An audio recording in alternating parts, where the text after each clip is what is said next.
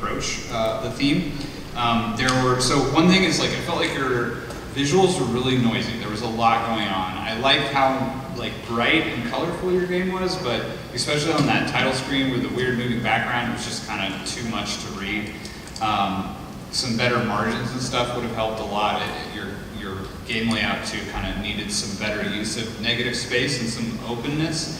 The UI felt very disconnected off to the side because of that, like your death counter and stuff. I'd love to see that in the room with you. In the background, one of the corners is your death counter. I think that would have played really well with when you flip the UI with the room. It's just like, oh yeah, that stuff is upside down. Super loved the close and personal level because there is that element of like, you better have learned the level now. It's too late to go back and check. I would like to see more consistency with the invisible blocks level, like make it so that you can only stand on invisible blocks and that all of the visible blocks are, have no collision. Every level I felt like needed different colors rather than every 5 level. It's such a simple thing to do those palette swaps that you really should have been selling that alongside the mechanics instead of as an additional aesthetic item that had no bearing on the gameplay. Really wanted to have a much more memorable experience of each level informed by those color differences.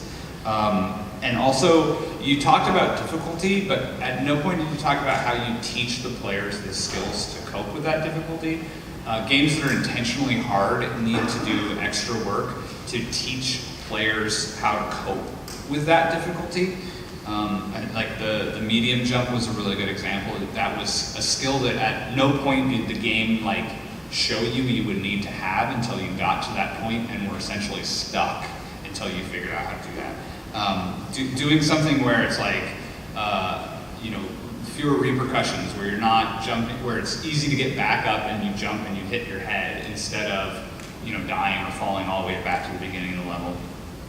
But yeah, really aced the theme, really enjoyed that. The simplicity was really good, little character, recycling that level again and again and going sideways, and you found a lot of ways to play with a very small palette of tools, which is a great way to approach games big or small.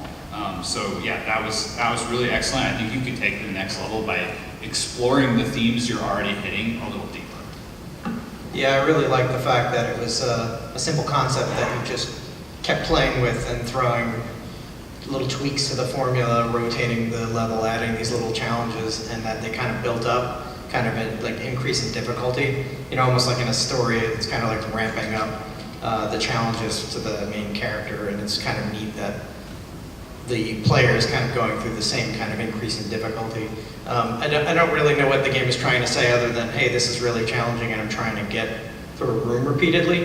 It does kind of have a meta thing about banging your head against the wall and that, the end is kind of futile because nothing has changed by the end. You just maybe, leave the room. But, I think it looks like it would be a lot of fun to play. I'm kind of a big fan of the N+ games, and this kind of reminded me a little bit of that, to where you've got a static room with a bunch of challenges and you're kind of using your reflexes and your wits to navigate it, and I think there's a cool factor to that, so nice job. Thank you. Yeah, there's kind of it was reminding me a little bit of something kind of like Portal 2, where you're going through like the series of these same room, like similar aesthetic, like finding all these puzzles, which is cool. And that idea of the story, like we had more time to develop, to go through and sort of emphasize the clone piece. You have this sort of endless supply of clones who keep dying as they move through these puzzles. That's all cool stuff. Listing the clone number instead of the death number would help a lot. Yeah.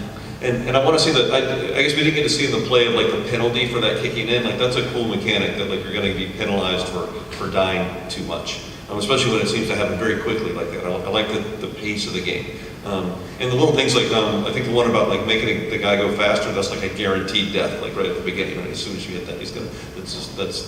I like that. But then I like what Eric said too, about having to guide people through that difficulty. It just makes me think the first time I played Dark Souls 3 and was just constantly